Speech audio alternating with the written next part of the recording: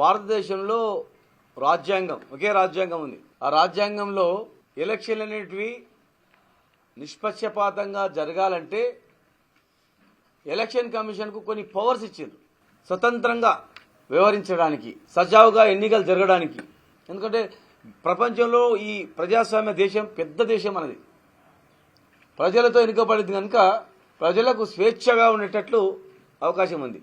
కానీ ఈరోజు రాష్ట్రంలో చూస్తే ఎలక్షన్ నోటిఫికేషన్ ఇవ్వగానే అంత అడ్మినిస్ట్రేషన్ అంతా పోలీస్ కావచ్చు, రెవెన్యూ కావచ్చు, టోటల్ అడ్మినిస్ట్రేషన్ ఎక్సైజ్ కావచ్చు, అన్నీ కూడా ఎలక్షన్ కమిషన్ అండర్కి వెళ్ళిపోతాయి, వాళ్ళ కంట్రోల్కి వెళ్ళిపోతుంది. పోలీసు కానీ ఏ డిపార్ట్మెంట్ అయినా ఎలక్షన్ డిస్ట్రిక్ట్ ఎలక్షన్ ఆఫీసర్ కానీ అటు రాష్ట్రంలో స్టేట్ ఎలక్షన్ కమిషన్ కానీ వీళ్ళ హ్యాండ్ ఓవర్లో పనిచేయాలి. కానీ ఎక్కడ కూడా స్టేట్లో కానీ రాష్ట్రంలో కానీ ఇక్కడ జిల్లాలో కానీ ఆ పరిస్థితి కనిపిస్తలేదు, నామమాత్రంగా అనిపిస్తూ ఉంది. ప్రభుత్వం పోలీస్ డిపార్ట్మెంటే మొత్తం నడుపుతున్నట్లు అనిపిస్తుంది. Police department election commission interference ఉండదు, పోలీసులే డైరెక్ట్గా వాళ్ళే ఎక్సైజ్, వాళ్ళే రెవెన్యూ, వాళ్ళే లా అండ్ ఆర్డర్, వాళ్ళే మొత్తం టోటల్గా యంత్రాంగం మొత్తం కూడా. పోలీస్ వ్యవస్థ అంటే దేశంలోనే తెలంగాణ పోలీస్ అంటే పెద్ద విలువ, గొప్ప పేరు. కానీ ఈరోజు సిగ్గుపడేటట్లుంది. ఎలక్షన్ కమిషన్ సంబంధం ఏమి ఉండదు, పోలీస్ డిపార్ట్మెంట్ వాళ్ళే నామినేషన్ వేపిస్తారు. అంటే అధికార పార్టీకి తలొగ్గి రాష్ట్రంలో ఉన్నటువంటి కొంతమంది అవినీతి అధికారులు వాళ్ళ పోస్టింగ్లకు, మామూళ్లకు, భూములకు, భూ కబ్జాలకు, శాండ్ మాఫియాకు, ఇంకా రకరకాల మైనింగ్ మాఫియాలకు, డబ్బుకు అలవాటు పడినటువంటి కొంతమంది అధికారులు కేవలం ప్రధానంగా అదే ధ్యేయంగా పెట్టుకొని పూర్తి విచ్చలవిడిగా మొత్తం అన్ని వదిలిపెట్టి పోలీస్ వ్యవస్థకే చెడ్డ పేరు తెచ్చేటట్లు ఇవాళ వివరిస్తూ ఉన్నారు. నామినేషన్ వేయడానికి 3 పోవాలి నిబంధన, కానీ గుంపులు 20 మంది 30 మంది పోతున్నారు. పేపర్లలో వస్తుంది, సోషల్ మీడియాలో వస్తుంది, ఏం యాక్షన్ లేదు. అదే బీఆర్ఎస్ అంటే 3 పోవాలని లాంగ్వేజే డిఫరెంట్గా మాట్లాడడం, వాళ్ళ ముందర గ్రేట్ అన్నట్లు మీరు అందరూ పోండి అని చెప్పడం, ఇది ఎక్కడిది? నామినేషన్ విత్డ్రాల్లో కూడా వాళ్ళు ఇన్వాల్వ్ అవుతున్నారు. నువ్వు విత్డ్రా కావాలని చెప్పని సపోర్ట్ చేయాలని చెప్పి చెప్తున్నారు. మీరు సపోర్ట్ చేయాలా, ఏం బిజినెస్ మాకు తెలుసు కదా, తర్వాత కష్టాలు వస్తాయని చెప్పి. ఇంట్లో ఎవరైనా అధికారి ఉంటే నువ్వు ఎట్లా ఉద్యోగం చేస్తావు, నీ కొడుకు అక్కడ తిరుగుతారు ఇక్కడ తిరుగుతారని చెప్తా ఉన్నారు. పోలీసే వ్యవస్థ నడుపుతా ఉంది టోటల్గా. ఒరే ఉన్నతాధికారులకు కూడా మరి భయపడుతుండ్రా? మరి ఉన్నతాధికారులది ఏమవుతుందో తెలియని పరిస్థితి ఉంది ఈరోజు రాష్ట్రంలో. విచ్చలవిడిగా వీళ్ళ ఒత్తిడి తట్టుకోలేక ఆత్మహత్యలు చేసుకుంటున్నారు. ఒక వికలాంగుని ఆత్మకూరులో బండితోనే గుద్దిండు లంబడాయన ఎస్టీ. ఒక వికలాంగుడు 3 పైల బండిలో వెళ్తున్నా కూడా ఆయనను గుద్దడము, వీళ్ళ ఒత్తిడికి తట్టుకోలేక ఇంకో ఎస్టీ చనిపోవడము, కిడ్నాప్ చేసి పారిపోవడము. ముఖ్యమంత్రి గారు జిల్లాలో ఇట్లా జరుగుతుందంటే రాష్ట్రం ఏం పరిస్థితి ఉంటుంది? ఆదర్శంగా ఉండాలి. ఇక్కడ లా అండ్ ఆర్డర్ కంట్రోల్ చేస్తూ నడిపియాల. మరి ఇక్కడ ఉన్నటువంటి అధికారుల అతి ఉత్సాహమా లేకపోతే లైనా అర్థం కాని పరిస్థితి ఉంది. సామాన్యులు బయట స్వేచ్ఛగా ఓటేయలేని పరిస్థితి ఉంది. మేము నిష్పక్షపాతంగా వ్యవహరించాలని చెప్పినాం. గత 10 ఏళ్లలో కూడా ఇట్లా జరగలే. విత్డ్రాల్ చేపించడము, లేకపోతే దగ్గరుండి కొంతమంది అయితే ఇట్లా మెయిన్ రోడ్ కాడ జీప్ ఆగుతుంది, ఇంకా లోపల వంచుకోపోండి అని డబ్బులు వంచడం. ఇంకా కొంతమంది ఒక దగ్గర గస్తీ ఉంటున్నారు, మందు వంచుకోపోండి అని చెప్పడం, మేము ఉంటామని. సోషల్ మీడియాలో ఎవరు షూట్ చేస్తే వాడిని కొట్టిరు. బలరాం నాయక్ సోషల్ మీడియాలో పెడతా అని చెప్తే పోలీసులు చేసిన దాన్ని ఆయన బండితనం గురించి చిత్రహింసలు గుర్తు చేస్తుండ్రు.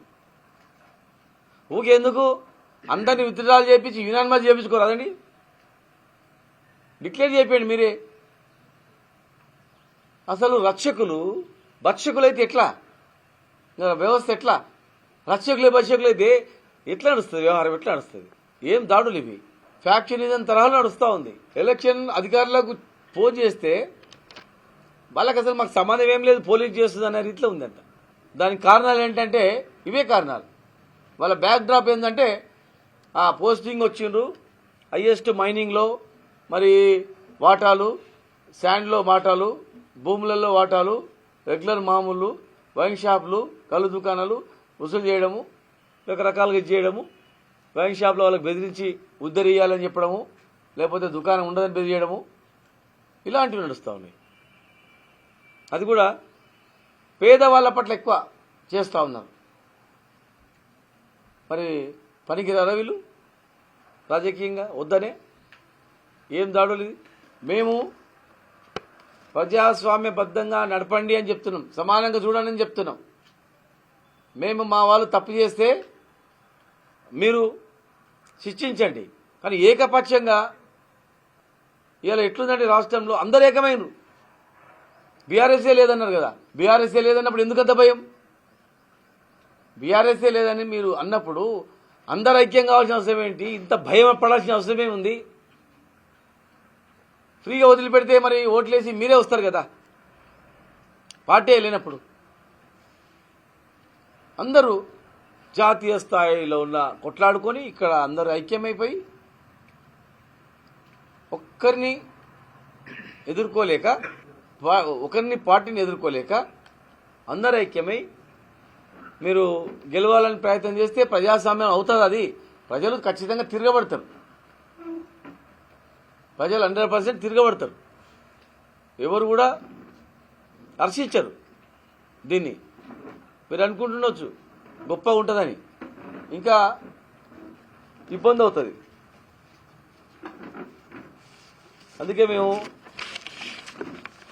రాష్ట్ర మా అడ్వకేట్స్ అందరూ కూడా తెలంగాణ ఉద్యమంలో కూడా చురుకైన పాత్ర పోషించిన వాళ్ళందరూ కూడా, రాష్ట్ర సాధనలో ముందున్నటువంటి వాళ్ళందరూ కూడా మరి మేమందరం కూడా కలిసి మా అడ్వకేట్ నాయకులందరితో మాట్లాడి ఎలక్షన్ కమిషన్ ఆఫ్ ఇండియా కూడా మేము లెటర్ రాస్తా ఉన్నాం. ఎలక్షన్ కమిషన్ ఆఫ్ ఇండియాకు దీన్ని ఎంక్వైరీ చేయమని అడుగుతా ఉన్నాం. ఈ రాష్ట్రంలో శాంతి భద్రతలు కరువైంది. రాష్ట్ర ఎలక్షన్ కమిషన్ కూడా మరి చర్యలు చేపట్టట్లేదు. మీరు జోక్యం కలిగించుకొని మేము ఇచ్చిన దాన్ని ఎంక్వైరీ చేయమని అడుగుతా ఉన్నాం. మీరు ఎంక్వైరీ చేయండి. మాది తప్ప కరెక్ట్ అనేది ఇందులో ఉన్న కొన్ని అంశాలు ఇచ్చినాం. కొంతమంది పరిశీలకులు పంపండి, నిజాయితీ గల అధికారులు పంపండి, వెరిఫై చేయండి. మరి స్టేట్ ఎలక్షన్ కమిషన్ మీరు అడుగుతా ఉన్నాం. మేము ఇచ్చినటువంటివి మీరు కూడా కమిటీ అయ్యింది, పంపించండి. ఇది వాస్తవం కాదని చెప్పి కింది స్థాయిలో విచారణ చేయండి. విచారణ చేసి యాక్షన్ తీసుకోండి. ఇక state election commission of India ఇక వాళ్ళు కూడా యాక్షన్ తీసుకోవాలంటే భవిష్యత్తులో చాలా ప్రమాదంలో ఉన్నట్లే ప్రజాస్వామ్యం అనేది. ఒక రెవల్యూషన్ పద్ధతిలో ప్రజల నుంచి మార్పు అనేది కొత్తగా వస్తుంది. మీరు గౌరవించి యాక్షన్ తీసుకుంటే ప్రజాస్వామ్యంలో విలువలు ఉన్నాయి. ఒకరు తప్పు చేసినా ఇంకొకరు శిక్షిస్తారనే దానికి అవకాశం ఉంటుంది. లేకపోతే మొత్తం మార్చేసేయండి, మొత్తం టోటల్గా వ్యవస్థనే మార్చేసి మీ ఆధీనం పెట్టుకోండి. డైరెక్ట్గా ఎలక్షన్సే లేకుండా కొట్టడం ఏంది, బెదిరియడం ఏంది, దౌర్జన్యం చేయడం ఏంది, ఇళ్ల మీద పోయి అర్ధరాత్రి పోయి మహిళలు ఉంటే మహిళలను భయపెట్టించడం ఏంది, చిన్నపిల్లలను భయపెట్టించడం ఏంది, మీ నాన్న జాగ్రత్త, మీ నాన్న జాగ్రత్త, మీ అన్న జాగ్రత్త అని చెప్పడం ఏంది? అంటే ప్రజాస్వామ్యం ఎక్కడ పోతా ఉంది? అసలు ఈ జిల్లాలో యంత్రాంగం ఉందా? కనిపిస్తుందా? మీడియా, సోషల్ మీడియా చూస్తున్నారా? పేపర్ చూస్తున్నారా? కనీసం బయట ఎంక్వైరీ చేస్తున్నారా? చిన్న జిల్లాలో అయితే అడ్మినిస్ట్రేషన్ బాగుంటుందని కోరుకొని మేము అందరినీ ఒకే దగ్గర అడ్మినిస్ట్రేషన్ తీసుకొచ్చినాం. కానీ ఇలా పరిస్థితి, ఘోరమైన పరిస్థితి చూస్తూ ఉన్నాం. మేము ఊహించలే. మాకెందుకు బాధ అంటే రాష్ట్రం తెచ్చిన వాళ్ళ మేము, రాష్ట్ర సాధనలో ఉన్న వాళ్ళ మేము, కేసీఆర్ గారు వెంబడి ఉద్యమ నాయకుని వెంబడి నడుము బిగించిన వాళ్ళం మేము, జైలుకు పోయిన వాళ్ళం మేము. మా రాష్ట్రం బాగుండాలని మేము కోరుకుంటాం, అన్ని రంగాలు అభివృద్ధి ఉండాలని కోరుకుంటాం. కానీ నియమావళి ఉల్లంఘించి భయభ్రాంతులకు గురి చేసి ఆడవాళ్ళని కూడా భయపెట్టించి చేయడం అనేది మంచి పద్ధతి కాదు. ఇప్పటికైనా సజావుగా ఎన్నికలు జరిగేటట్టు చేయండి. ఒకవేళ ఎలాంటి సంఘటనలు జరిగినాయంటే రేపు ఖచ్చితంగా పెద్ద ఎత్తున ఆందోళన చేస్తాం. మేము వదిలిపెట్టాం. ఇలాంటి శాంతి భద్రతలకు విఘాతం కలిగించినటువంటి వాళ్ళని ఎవరిని కూడా మేము వదిలిపెట్టాం. మీరు ఏమైనా లావాదేవీలు పుచ్చుకోమని చేసుకోండి. ఒక ఆయన అంటాడంట, నేను ఇప్పటికే 10 కోట్లు సంపాదించిన, ఎట్లా మీరు నెక్స్ట్ ప్రభుత్వం వచ్చిన తర్వాత మాకు ఇబ్బంది అవుతుంది, అందుకే నేను అంతా సెట్ చేసి పెట్టుకుంటున్నా, బిజినెస్లు అన్నీ బినామీ పేర్లు పెట్టుకొని ప్రశాంతంగా ఉందామని అనుకుంటుండొచ్చు. కానీ ఇబ్బంది గురి అయిన వాళ్ళు, మీ నుంచి నష్టపోయినటువంటి వాళ్ళు గ్యారంటీ కూడా మిమ్మల్ని ప్రశ్నిస్తారు. అందుకే ఎలక్షన్ను సజావుగా జరిపించాలని చెప్పి విజ్ఞప్తి చేస్తా ఉన్నాం. రాష్ట్ర ప్రభుత్వం కూడా మరి ఉన్నతాధికారులు, చీఫ్ సెక్రటరీ గారు, డీజీపీ గారు కూడా జోక్యం కలిగించుకోవాలి, పీస్ఫుల్గా అయ్యేటట్టు చేయాలి. ఇలాంటి దాడులు బడుగు బలహీన వర్గాలపైన, ఎక్కువగా వికలాంగులపైన, ఎస్సీ ఎస్టీలపైన వీళ్ళని ఎవడు అడగడు, వీళ్ళని చేస్తే ఏం కాదు, చంపితే కూడా ఏం కాదు, కొడితే కూడా ఏం కాదు అనే విధానం చూస్తే మాత్రం ఖచ్చితంగా ఇది అవుతుంది. ఈరోజు ఇక్కడ చాలా వీడియోలు ఉన్నాయి. నిన్న ఒక ఆయనంతకు ఆయన వచ్చి మద్దతు తెలిపాడు, ఒక పార్టీ నుంచి విత్డ్రా అయ్యి, ఆయనంతకు ఆయన పద్ధతి విత్డ్రా అయ్యి మళ్ళీ ఆయన ఇమ్మీడియట్గా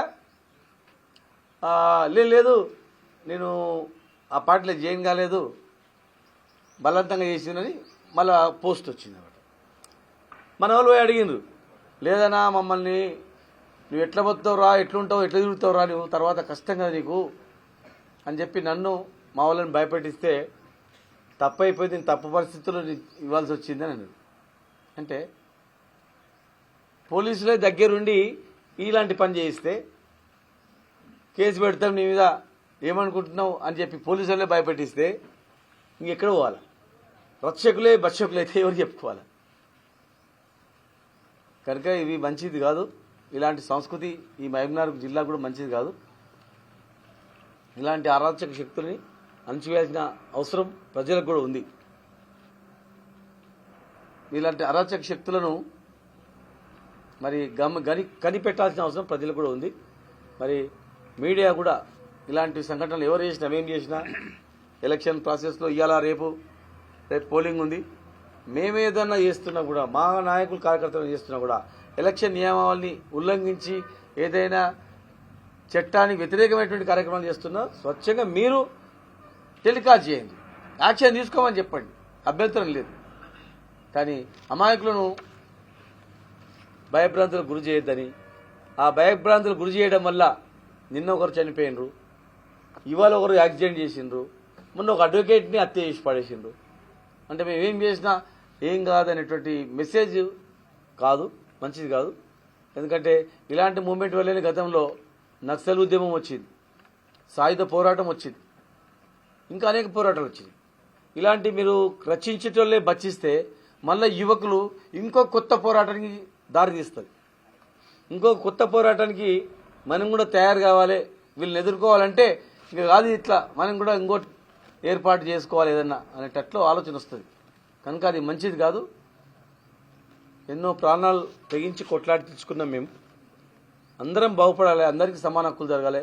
రాజకీయం కూడా ప్రజాస్వామ్యం, ప్రజలు స్వేచ్ఛగా ఎన్నుకునేటట్లు అందరికీ అవకాశం దక్కాలి. కొందరికి అవకాశం దొక్కడం కాదు, అందరికీ అవకాశం దక్కాలనేటువంటి రీతిలో మీరందరూ వ్యవహరించాలని చెప్పని, ఇలాంటి ఎలక్షన్ కమిషన్ నియమాలకి వ్యతిరేకించిన వాళ్ళను మీరు కూడా కనిపెట్టి ఇచ్చేయాలని, అలాంటి అధికారుల మీద మరి మా దగ్గర చాలా వీడియోలు ఉన్నాయి, చాలా హంగామా చేసిన వీడియోలు, కొట్టిన వీడియోలు, బెదిరించిన వీడియోలు అవన్నీ కూడా ఉన్నాయి. అవన్నీ కూడా ఎలక్షన్ కమిషన్ ఆఫ్ ఇండియాకు పూర్తి ఆధారాలతో సహా పంపిస్తాం. ఎందుకంటే ఇప్పుడు చూపిస్తే మళ్ళా వాంతనం ఆన్లైన్ స్టేట్మెంట్ ఇప్పిస్తారు, ఉట్టినన్నా ఇవన్నీ నిమిషాల మీద జరిగిపోతుంది. నిమిషాల మీద వాళ్ళతోనే చేయించి ఇది మేము కావాలని చేయించినామంటారు. అందుకే పూర్తి ఆధారాలతో జిల్లా వ్యాప్తంగా జరిగినటువంటి అన్ని కూడా పూర్తి ఆధారాలతో ఎలక్షన్ కమిషన్ ఆఫ్ ఇండియాకి ఇస్తాం. అవసరం అనుకుంటే కోర్టులో కూడా వేసి యాక్షన్ తీసుకునేటట్లు చట్టాలను చట్టపరంగా యాక్షన్ తీసుకునేటట్లు కూడా మేము చేస్తాం.